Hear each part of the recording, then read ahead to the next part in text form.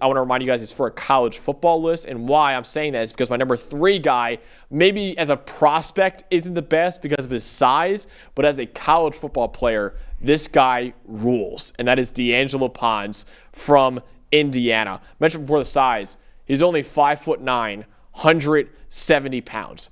So, there's usually the old moniker of, okay, the first guy off the bus, usually the biggest guy in your locker room to try to scare the opposing team. D'Angelo Pons might be the last guy off the bus, but he's still one of the best players that we have in college football. He has been an elite corner in each of his first 2 years. At James Madison, his freshman year, transferred to Indiana this past year. He was one of the 15 most valuable corners in the country at Indiana as a true sophomore. 91.8 PFF grade over the last 2 years is the highest among all returning cornerbacks in college football. There is zero fear in this guy's game, whether it be in run defense, whether it be in coverage. So don't let the size fool you. Usually a very tiny corner like that, like 5'9", 170 pounds, you think, okay, maybe not the best tackler. He's probably got really good movement ability, but not a great tackler or run defender.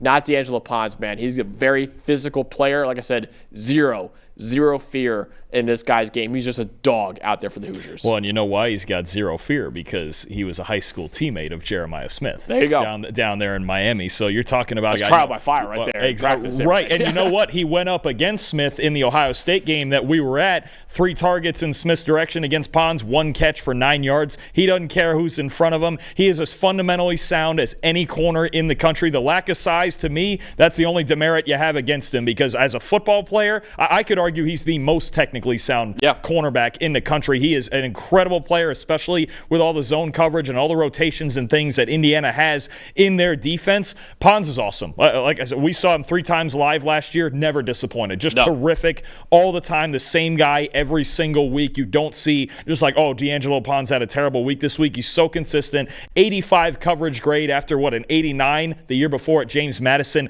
Kurt Cignetti knew this guy was a foundational piece, at least one more year of him in Indiana, but he is undoubtedly, to me, one of the best corners in the country. I don't care about size. I don't care about measurables, any of that. He might be the most technically sound out of all of them. I remember watching his true freshman tape at James Madison, and I loved it. But I was like, okay, he's going to Indiana now. Looks like a high school kid out there. Yeah, he's leaving the Sun Belt, going to the Big Ten. How is it going to look against Big Ten receivers like Jeremiah Smith? And he was still one of the best corners in the country. Well, and you're talking about, incredible. You're talking about, look at the teams, some of the teams I played. I know everybody gets on their schedule, but you look at, okay, he had a 93 coverage grade and 2 picks against Washington, who's got Denzel Boston and Giles Jackson and those guys, right? He's got to run defend against all of these teams, and he does a fine job of that. Then he gets, Ibuka and Smith over there at Ohio State, and he's lights out there. Like, he just, time and time again, he passes every single test, and we have no reason to believe he's not going to do that again this year. I think, maybe, you mentioned the high school practice against Jeremiah Smith, maybe the college practice against Elijah Surratt too, another kind of bigger receiver. That's a good call. When you grow up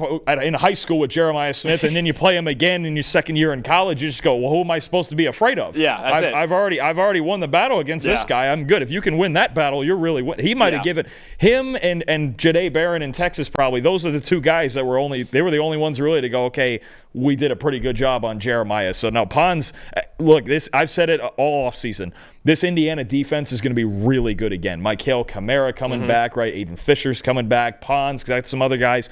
Their defense is still going to be really good. It's just a matter of if they can replace that production they had on offense. But Pons, no question, one of the best players in the country. And maybe his 5'9", 170 pound size will keep him from playing outside corner in the NFL. But he could be a great slot corner. How physical he is. Just get him on my team. I don't care. Yeah. We'll figure it out later. We'll just get him on my football team, and he's going to be fine. He's just spectacular. I love it. Listen, as an NFL draft prospect, yes, Avion Terrell should be above him, but that's not where we're ranking today. We're ranking corners in college football. D'Angelo Pons for me is number 3 on this list. Hey, thanks for watching another episode of the PFF College Football Show. Please make sure you guys subscribe to the channel. Also, subscribe to PFF Plus at subscribe.pff.com for all of the same data and grades that we use in our show, plus fantasy tools, betting tools, and our mock draft simulator.